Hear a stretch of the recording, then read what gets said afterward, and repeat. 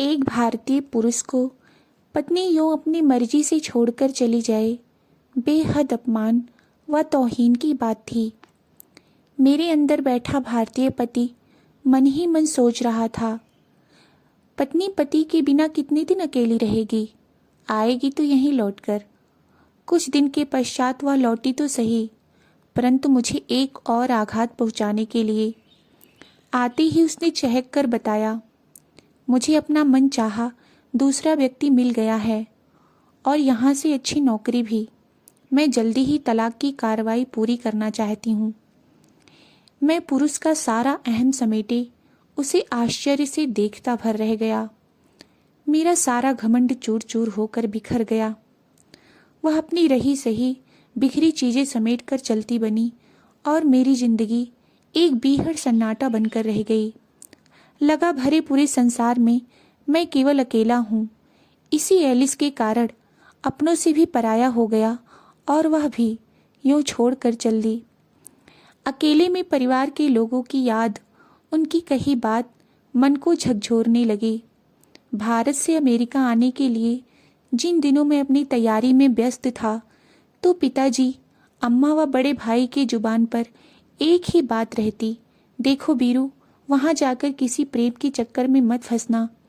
हम लोगों के घर में अपनी भारतीय लड़की ही निभ पाएगी। मैं सुनकर यूं मुस्कुरा देता जैसे उनके कहे कि मेरे लिए कोई अहमियत ही ना हो। माँ मेरी स्वच्छंद प्रकृति से भली भांति परिचित थी। एक दिन उन्होंने पिताजी को एकांत में कुछ सुझाया और उन्हें माँ का सुझाव बहुत पसंद आ गया। स्मिता व उसके परिवार के कुछ सदस्यों को अपने यहाँ बुलवाकर चटपट मंगनी की रस्म अदा कर दी गई। कम से कम लड़के पर कुछ तो बंधन रहेगा। स्वदेश लौटने का साल भर बाद ही शादी के लिए बुलवा लेंगे, फिर स्मिता भी साथ चली जाएगी तो वहीं का होकर भी नहीं रहेगा। पिताजी अपने किए पर बहुत प्रसन्न थे। स्मिता के परिवार वाले भी संतुष्ट थे कि उन्हें अमेरिका से लौटा वर अपनी बेटी के लिए मिल जाएगा। यूं स्मिता कम आकर्षक नहीं थी। वह मेरे सामने आई तो मैं उसे एक टक देखता ही रह गया था। बड़ी बड़ी मद भरी आंखें व माथे पर लटकती घुंघराले बालों की घनी सी लट, चेहरे पर इतना भोलापन कि मन को बरबस अपनी ओर खींच ले। मन के किसी कोने में बरबस ही आकर अपना अधिकार जमा लिया था उसने। भारत से जब विदा होने लगा था तो सभी स्वजनों की आंसुओं से भरी आंखों के बीच वह भी सिर झुकाए एक और अलग खड़ी थी। बड़े भैया मिथुन, चाचा, रमा दीदी, शीला भाभी सभी मुझे बार बार गले लगाकर अपने हृदय की व्याकुलता प्रकट कर रहे थे। शर्म के मारे वह उसी एक कोने में खड़ी रही। मैं ही उसके पास पहुंचा था और धीरे से उसके कान में कहा था, अच्छा स्मिता, फिर मिलेंगे, जहाज का वक्त हो गया है। उसने एक बार अपनी नजर उठाई और मेरे चरणों में झुक गई थी। पिताजी मुझे बाहों में लपेट कर बुदबुदाए थे, नालायक, देख तेरे लिए कितनी अच्छी लक्ष्मी जैसी बहू ढूंढी है। हमने याद रखना, जल्दी ही लौटना है तुझे इसके लिए।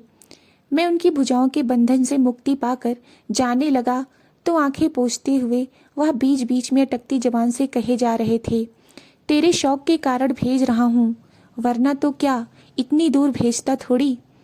कुछ देर तक जहाज में बैठने के पश्चात अपनी धरती व अपने आकाश को छोड़ते हुए मन कसैला सा रहा। जिन्हें पीछे छोड़ आया था उनकी यादों से मन दुखी था। स्मिता की याद मन में बार बार कौंध जाती, जैसे बरसात बादलों के बीच सहसा बिजली चमक उठती है। न्यूयॉर्क हवाई अड्डे पर आज से 3 वर्ष पूर्व उतरा था तो मन सब कुछ भुलाकर कितनी नई सुनहरी कल्पनाओं में उड़ान भरने लगा था।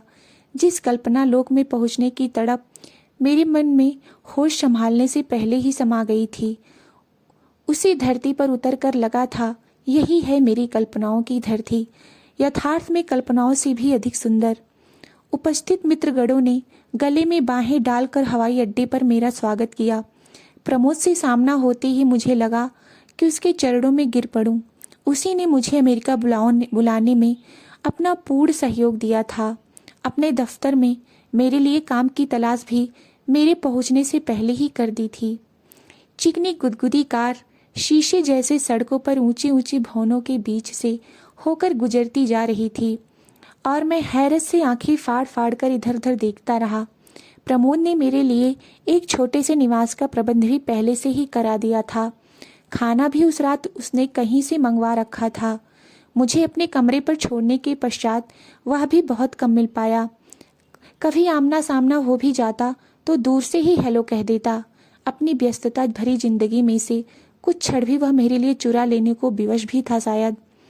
एकदम भारतीय परिवेश से निकलकर यूं लगने लगा जैसे अनेक मित्रों के रहते हुए भी मैं एकदम अकेला व उपेक्षित हूँ। काम करके लौटता तो लगता मैं उस छोटे से कमरे में कैद हो गया हूँ। ना घर में कोई बोलने वाला था, न यह पूछने वाला था कि मैं भूखा हूँ या प्यासा। 6 महीने बीतते बीतते मुझे यह अकेलापन बेहद खलने लगा। अकेलेपन की उस ऊब को मिटाने के लिए मैं अनजाने ही कब एलिस की ललचाई आंखों में उलझता गया और कब मैं साल भर के अंदर ही उससे विवाह करने पर उतारू हो गया, मैं स्वयं भी नहीं जान पाया। घर वालों को पता चला तो सबकी रोज पूर्ण पत्र आने लगे। माँ ने लिखवाया था, समझ ले तेरी माँ मर गई। उसी पत्र में बड़े भैया ने भी लिख भेजा था, अपना काला मुंह हम सबको दिखाने की जरूरत नहीं, खानदान की इज्जत मिट्टी में मिला दी, क्या जवाब देंगे हम लड़की वालों को। मैं भी अंदर ही अंदर सुलग उठा था। उत्तर में लिख भेजा था, शादी ब्याह हर व्यक्ति की अपनी मर्जी से होना चाहिए, ना कि खानदान की नाक रखने के लिए। आप लोग भी समझ लें कि वीरू इस दुनिया में नहीं रहा। तब से घर वालों ने मेरे द्वारा भेजी जाने वाली आर्थिक सहायता भी स्वीकार करना बंद कर दी। मन को भारी आघात तो पहुंचा था, क्योंकि भारत से आने का मेरा प्रमुख उद्देश्य घर की दशा सुधारने का ही था। मैं बाहर चला जाऊंगा तो ढेर सारे पैसे भेजा करूंगा, सबकी हालत सुधर जाएगी। पिताजी को यही कहकर मैं आश्वस्त किया करता था। एलिस से विवाह करने के पश्चात तो घर वालों को कुछ भेजने की संभावना ही नहीं थी। मैंने भी सबको भुला दिया, बस एलिस के रंग में डूब गया था। लेकिन वह सब कुछ बहुत दिनों तक नहीं चल पाया। बहुत जल्दी ही मैं यह महसूस करने लगा था कि एलिस की दुनिया बहुत रंगीन है, उसका रहने का स्तर बहुत ऊंचा है, जिस तक पहुंचने की कोशिश में मैं अपने आप को अयोग्य समझने लगा था। उसकी महत्वाकांक्षाएं मेरे भीतर की शांति को नष्ट किए जा रही थी। शीघ्र ही हमारे संबंधों में ठंडापन आने लगा। फिर भी अपने भारतीय संस्कारों के वशीभूत हो मैं उसके साथ हर समझौते के लिए तैयार रहता। उधर एलिस के लिए जिंदगी की परिभाषा मुझसे सर्वथा भिन्न थी। वह केवल जिंदगी जीना जानती थी, संबंध निभाना नहीं। विवाह यूं भी विदेशी धरातल पर जीवन भर का संबंध न होकर एक समझौता मात्र समझा जाता है। जब चाहा जोड़ लिया और जब मन में आया तोड़ डाला।